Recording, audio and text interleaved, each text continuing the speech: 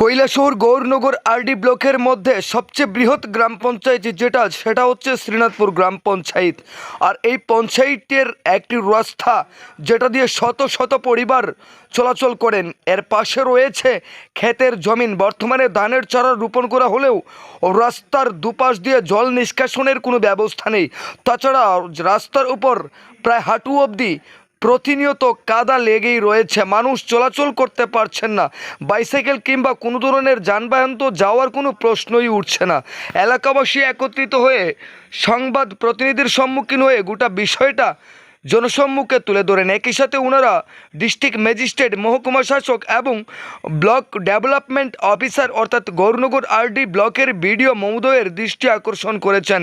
একই সাথে স্থানীয় বিধায়ক এবং বর্তমানে এই পঞ্চায়েতটি বাম কংগ্রেস অর্থাৎ ইন্ডিয়া জোটের প্রার্থীরা দখল করেছেন, ওনাদের প্রতিও দৃষ্টি আকর্ষণ করে বলেন এই রাস্তাটি যাতে খুব তাড়াতাড়ি চলাচলের উপযোগী করে তোলা হয়।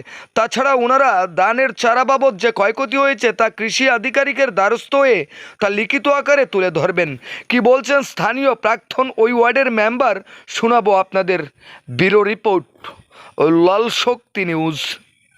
প্রায় 4-5 ঘন্টা যাবৎ এখানে রাস্তা অবরোধ করছি। আর এবার তো পানিরও সমস্যা দেখিয়া আর না এখানে বড় বড় অফিসারও হলো লামানির চেষ্টা করছিলাম, কিন্তু দুর্ভাগ্যর কারণে আজকে সাংবাদিকর মুখামুখি হইয়া পড়াম। এই রাস্তা বিগত 15 বছর আগে একবার সোলিং হয়েছিল, আমাদের পিডাব্লিউটি রুট থাকিয়া খাজ হয়েছিল। এরপরে 15 বছর যাবৎ এখানে বাম শাসিত পঞ্চায়েত আসিল, বিজেপি শাসিত পঞ্চায়েত বর্তমানেও আসিল, ইদানিং পঞ্চায়েত কিছুদিন বিজেপি পরিচালনা করছে। ওই সময়ও আমরা চাইছিলাম এখানে মেডেলিং এবং একটা ডামর ব্যবস্থা করার লাগিয়া। এখানে আমাদের 7 নম্বর ওয়ার্ডের জনপ্রতিনিধি 2 জন কর্মী বর্তমানে বিজেপির, আগে কিন্তু আমাদের বামপন্থরও ছিল। এই 2 জনে আপত্তি দিছে, কইছে না পঞ্চায়েত নির্বাচন পরে আমরা এই রাস্তার ব্যবস্থা নেব। তখন তো এরা হারি গেছে, এরার হদিস নাই। কিন্তু কালকে পরশু 3 দিনের বৃষ্টির ক্ষেত্রে এই যে ফসল ধান নষ্ট হয়েছে, রাস্তা ওদিকে ভাঙ্গিয়া গেছে। এখানে একটা খালভাট হইতো, রাস্তা মেরামত হইতো।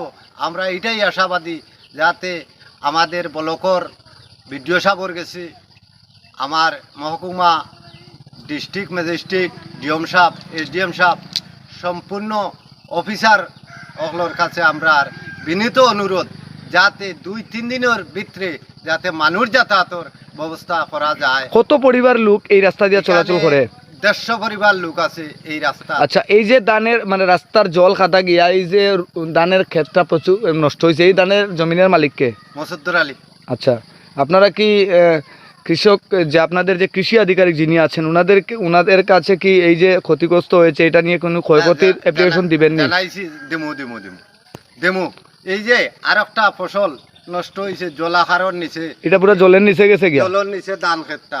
আজকে ওদিকে 5 থাকতো তাইলে এই সমস্যা হইতো না, অথচ এখানে রাস্তায় জল জমি এইভাবে খাদা হইতো না। আচ্ছা, তখন আপনাদের দাবি হচ্ছে রাস্তাটা মেডেলিং করিয়া চলাচলের উপযোগী করা এবং জল নিষ্কাশনের ব্যবস্থা করিয়া দেওয়া। আপনার নামটা? আমার নাম আসাদুর আলী। আমি বিগত 10 বছরের নির্দল প্রার্থীর মেম্বার ছিলাম, এই ওয়ার্ডের মেম্বার ছিলাম। আচ্ছা, আপনার নাম?